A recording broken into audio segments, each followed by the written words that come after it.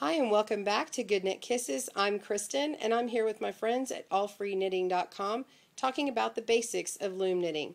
This is part 2 of the series talking about the appropriate yarn to use.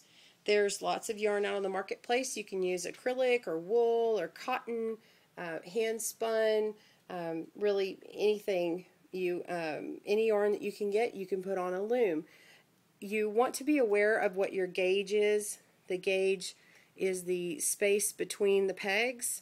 All the pegs are going to be the same size, but it's the gauge in between, the size in between. In regular knitting, your gauge is the size of your needles, but these are all going to be the same. So the wider your peg, the more strands you're going to use, or the bulkier the strand needs to be. For example, if you're new to crafting in general with yarn, you want to turn over your yarn and look at the suggestions, what knitting needles to use, what crochet hook to use, and then this right here is telling you that this is a bulky number 5. This particular one still is a thinner strand, but it's bulky because it's got a lot of softness to it.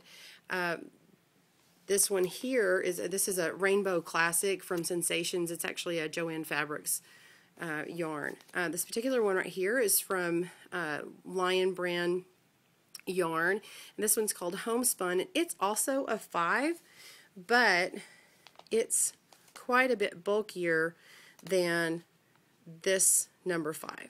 So if you can tell on that, this one is a thicker, bulkier yarn. So you might actually only want to use 1 as opposed to maybe 2 on this one, just depending on your project.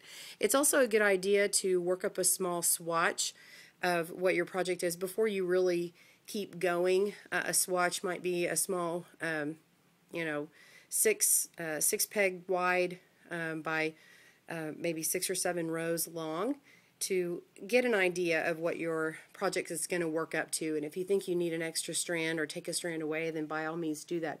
You can also combine. You could combine this with the black, that's a small thin one, to work in with it to give it a little bit bulk to it. This one right here is a red heart. This is I believe a number 4. This is another one from Lion brand, Vanish Choice.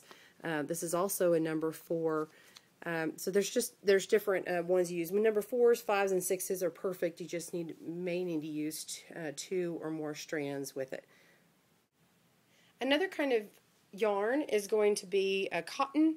This particular one is a peaches and cream, and I've actually wound these together and made 2 strands next to each other, wound it up, and I use these together on my smallest long loom, rectangular loom, to make a nice dishcloth. And I added 2 more strands, just made 2 balls and pulled them together.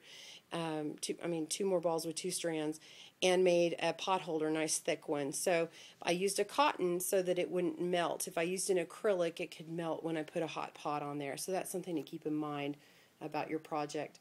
Here's a few of the things that I personally have done. Here's just a little baby hat. This is actually handmade pom-pom. I didn't use the pom-pom maker. This is with 2 strands, just a regular red heart and a super saver, and this is just rolling up on the brim because I just made it in a stocking knit, and this is actually an E-wrap stitch, and I didn't put a brim on at all. So if you don't put a brim on your projects when you're following the directions, then you're going to get this rolling up in that direction. This is a pattern that I've actually created myself with 1 strand, nice for a little baby hat, and then added a little crochet flower.